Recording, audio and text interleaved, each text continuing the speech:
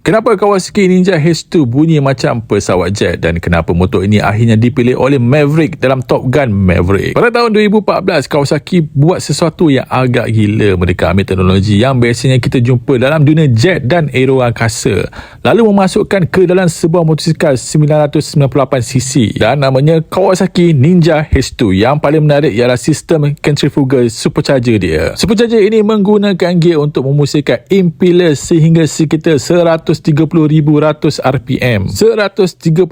RPM dan disebabkan kecekapan reka bentuk impeller hasil kerjasama division Kawasaki Heavy Industry, H2 boleh menghasilkan tekanan udara tinggi tanpa memerlukan intercooler besar seperti yang kita bayangkan. Sebab itu bila throttle dilepaskan, creep bunyi itu datang daripada sistem pelepasan tekanan supercharger. Tapi Kawasaki tak berhenti dengan H2.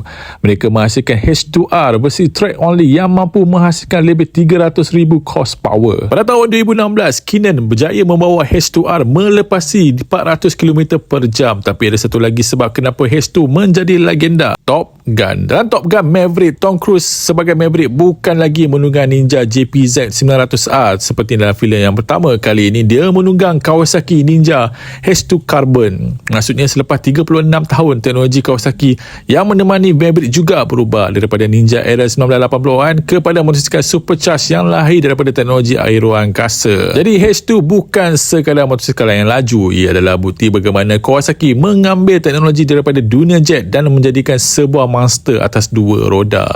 Kalau korang jadi Maverick, korang pilih JPZ 900R Classic ataupun Ninja H2.